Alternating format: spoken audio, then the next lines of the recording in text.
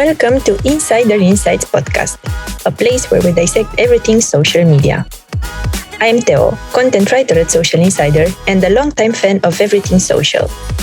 Every month, I'll talk to social media professionals who work in freelance, in-house for a company, or in an agency environment to get the best of all worlds. So grab your coffee and let's jump in.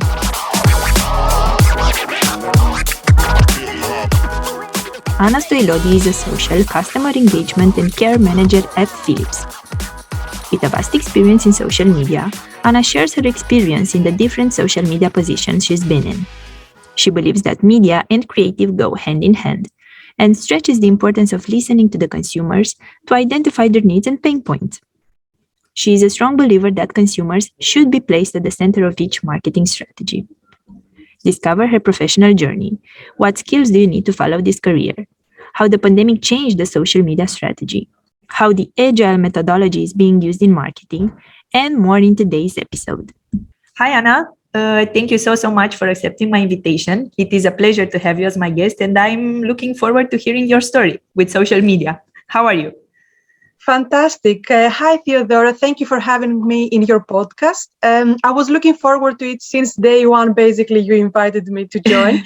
So I'm very, very excited to be here with you today and in today's session, and I'm looking forward to it. Awesome. I'm really glad to hear that.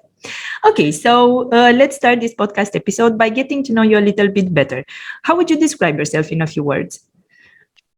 Yeah, so I would say that I'm open-minded, reliable, honest, and I would say that I have attention to detail. I'm not really sure or haven't concluded yet on whether this is a good or bad trait to have, but I certainly recognize it as one of my characteristics. Well, yeah. I'm sure it helps you in your social media role. So, but we'll get to that later. Definitely, yeah, it helps indeed. Okay, so you are the social customer engagement and care manager at Philips.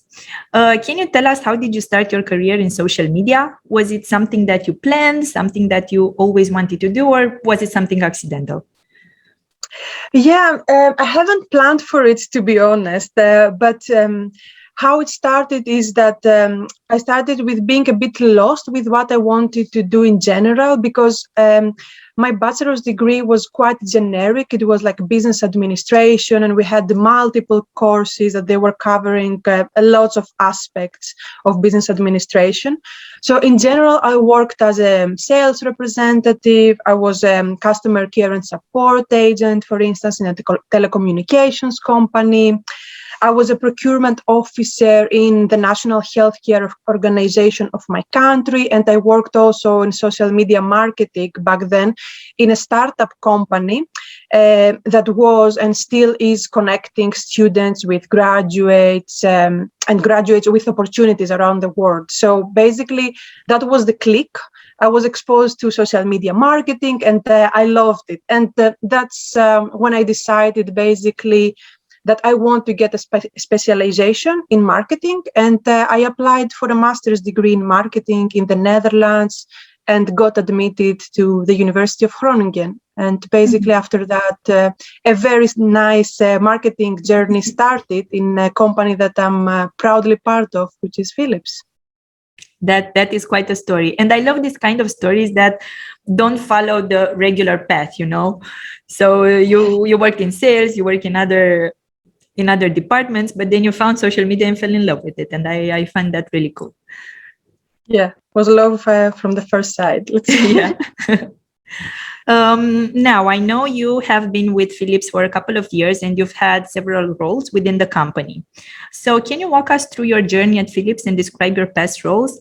Because I imagine there are a lot of junior social media managers who listen to this kind of podcast episodes and who want to know what kind of opportunities they have in this industry. Yeah, definitely. So I basically started as an intern in the Philips University department, where we would basically collaborate with teams, for example, in marketing, with designers, business process experts, etc., to develop training curriculums for the internal employees with the goal to bring everyone at the same page or level of knowledge when it comes to how we do marketing at Philips. For example, key processes, definitions, high-level tactics of marketing, etc. After I moved to a great team where I was the social content and digital marketing specialist there. In that team, I was responsible to manage the global social media channels of Philips, such as Facebook, Instagram, Twitter, develop the content calendar for those channels, brief the agency on the creative approach of the campaigns, assets, perform some social listening exercises, and activate campaigns, and many more stuff. Mm-hmm.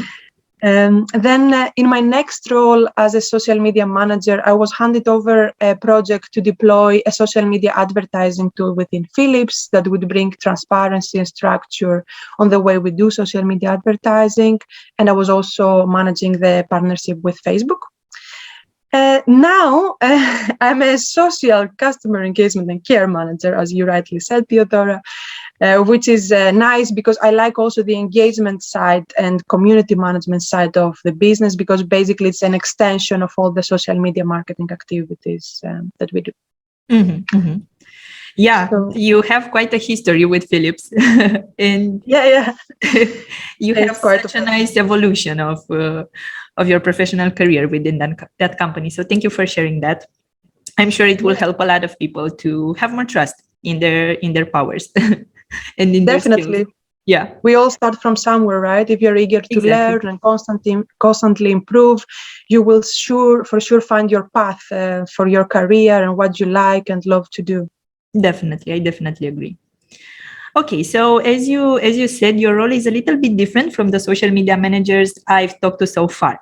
So I'm really curious, what does your day-to-day schedule look like? What are your daily activities? Yeah, so first of all, it's important to address that in Philips we work in Agile. That means that we all have our projects and priorities agreed with stakeholders ahead of each quarter. And during the quarter, we are working together to deliver towards the goals and the projects that we have committed to. So as per the Agile principles, we start every day with daily stand-up calls with the different squad teams, where we discuss what we are going to work on and focus on each day. So we work in delivering increments of each project in 2-week sprints, aiming to deliver, let's say, a minimum viable solution that can be released and can be enhanced upon in the next and upcoming sprints. So as an example, because that's very theoretical, I guess, we were working on a project to better connect, let's say, the social media advertising and engagement worlds.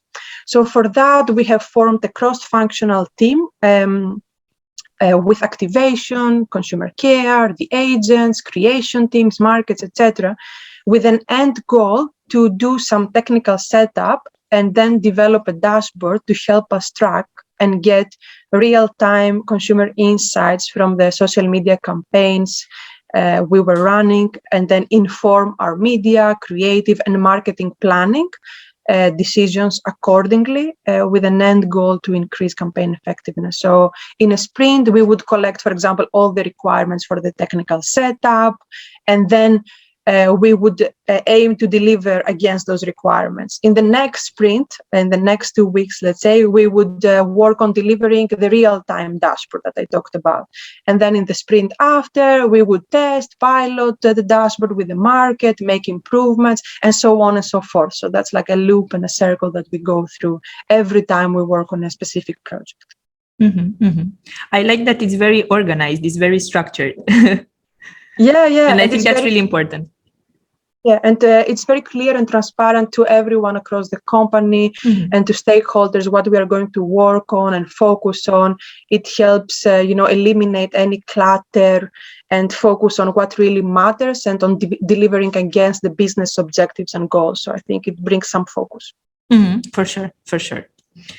Okay. In this podcast, I usually talk to social media managers about different company social media strategies. But because your role is a little bit different, and I find that really insightful that you can bring other perspective to it, can you tell us what's it like to manage the technical aspects of social media, to be the person behind what we see on social media, especially because you've been both. You've managed in the past the social media campaigns, and now you're more on the technical side of the things.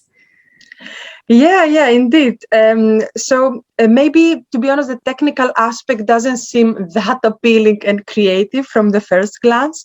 But believe me, Theodora, without the backend setup of the different technical solutions and mechanisms, it's unlikely that social media marketing would work optimally. Definitely. For example, yeah, definitely. And I will name some examples for the audience that is listening. So, for instance, buying products via social media and all the setup that needs to be done in terms of like creating the product feeds in order to be able to sell to the users and consumers, be able to automatically update the inventory, of course, because when you sell something, you need to update your inventory, you know, that I have one item less of this product. So this whole process happens automatically via the backend setup. Building an in-app checkout process on Instagram, for example, which is something that you can do nowadays to boost your social commerce activities, is something that also requires some technical setup, how you can automatically send invoices to the buyers that have purchased your product, how you ship their order, how you pay Facebook, of course, because they get a commission as well. It requires some back-end orchestration of all these activities. And another example is the social integrations with email marketing automation tools, so that we can instantly and real time send, for instance, a welcome email to the users that just subscribe to our newsletter via social media campaigns. All the event configuration strategy that we do in our websites for the social media pixels in order to be able to track the user actions and be able to serve them with ads that they are more relevant to them based on the content that they viewed on the website. So to conclude, all these are more or less technical setups that are in place to provide a better and a more relevant experience to our consumers and prospects. So, and I believe this is not a good to have, but it's really a must-have, as consumers have high expectations from the brands nowadays. That's great. Thank you so much for sharing that. I wasn't aware of the aspect, so I find it really, really interesting. Now it seems that you have a lot on your plate. You have a really complex role. So can you tell us what are the significant challenges that you face at your job? Yeah, that's a good question. So, in my opinion, we are living really in an era of distraction and of a short attention span. So one of the key challenges I would name is how to captivate your audience is a challenge that we are facing nowadays, because all the brands online are fighting for attention. They have some certain tactics that they follow to be able to capture the audience's attention. So the competition is constantly increasing, and the attention span of users is constantly reducing. So that's one of the challenges I would name. And the other one I would say return on investment, because the measurement of the return on investment could be easy, especially when it comes to monetary value, such as how many sales you draw from a specific Facebook ad. That's obvious, right? You can check it instantly. But when your social media goal is a bit more abstract, such as increase brand awareness or brand preference, it can be a bit difficult to quantify and measure your campaign's success. Mm-hmm. So those are the two key challenges that I would I would share. Mm-hmm. Okay. Now, because our new normal looks a little bit different than it used to be thanks to the pandemic, and because you've been able to see both sides, can you tell us how did the pandemic affect your company's strategy? I don't know, what differences have you observed pre-pandemic and after the pandemic? Yeah, I think it's simple as that. I think it has become a more real-time, more dynamic, and foster a cross-functional collaboration between teams. Social media has become critical to marketing during the pandemic. Social media advertising budget, and I would imagine digital budgets overall have increased because I believe there was a shift from offline budgets to the online and digital budgets since the consumers didn't have the ability to go out shopping. You would expect that a significant proportion of the offline and retail budget companies had set aside would have shifted to digital, where our consumers were during the big lockdown periods. And also marketing messages have also been adapted to reflect that new reality, new normal of staying home and keeping safe. So overall, I would say, Theodora, that it taught us that it's important to try and predict trends, consumer behaviors, strategize, plan. But we have also to be flexible and ready to shift any marketing and business strategies at any time if circumstances change. So that was a big learning, I think, from the pandemic. Yeah, it definitely was a big learning experience for all of us. And I think it's really important that you touched on that, what you said before, because even though it affected negatively us as individuals, on the business side of things and in regards to social media, the pandemic actually had a positive aspect to it. Yeah. Social media has got more attention on the business. I think that's important, and highlighted that it can be a core element of the marketing strategy. So in that sense, yeah, I would say so. Yeah. Okay, moving forward, what skills do you think you need to be successful as a social customer engagement and care management from your experience? What has helped you? Yes, I would say you need to have a lot of soft skills for sure. Okay. Such as great communication, teamwork, problem solving, stress management is also something. Adaptability and critical thinking in terms of soft skills. And then hard skills, I would say analytics, as data is the core, or let's say the starting point for marketers to make informed decisions about their marketing plans, campaigns, etc. So, and in terms of other hard skills, I would say social media advertising, tactics, and content creation and storytelling is something that someone should be equipped with if she wants to do that role. Yeah. It's definitely a bunch of skills that you have to juggle with. Okay. If you could teach me 3 things about social media or customer engagement and care, what would you teach me? Oof. Another tough question, I would say. 3 things. I would say place your audience at the center of your marketing activities, because it all starts with whom are you talking to, whom do you want to reach, who is your customer, and listen to what they need in order to be able to adjust your communications and marketing plans accordingly. Constantly listen to their feedback. I would say also, number 2, stay up to date with new trends, new formats, features, channels, new messaging techniques, for example, that would allow you to provide a better and exceptional customer experience, etc. And number 3, not really a marketing advice per se, but I would say a bit more general. Stay curious. The more you dig into marketing, the more you talk to people and colleagues with different backgrounds, the more you will be able to shape a holistic picture of how marketing and the business works overall. And you would be able to connect the dots, create synergies between teams, and identify any gaps in the process that require improvement. So, yeah, those are my 3 advices, I would say, or things that I could teach you.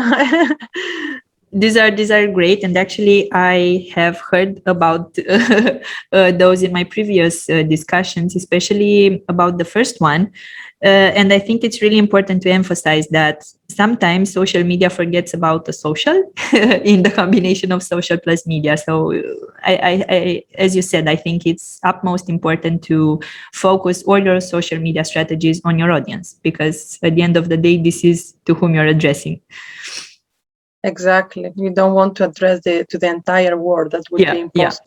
Yeah. For sure. Yeah, you have a specific audience that you're going after. So all of your activities need to be centered around this audience. Those. Yeah. Okay, so I always love to end my sessions with future perspectives. So can you tell us what are your future plans and where can people find you and follow you?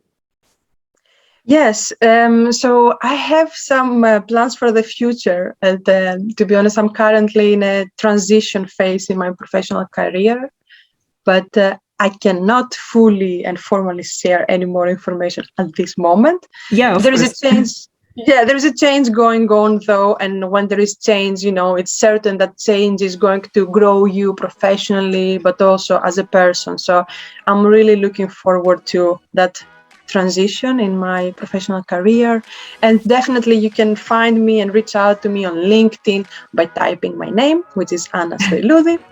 Not sure how easy you will be able to find my name the way I'm pronouncing it, but hopefully, Theodora, I will provide the links. Yeah, somewhere in the podcast description. Exactly. So. Nice. Exactly. Okay, awesome. Well, thank you so much for sharing those, and I wish you best of luck in your next adventure. Many thanks. It was a pleasure talking with you, and thank you for the great discussion. Likewise, it was really insightful. Thank you so much for all the tips, and speak to you soon. Yeah, speak to you soon. Bye. Bye.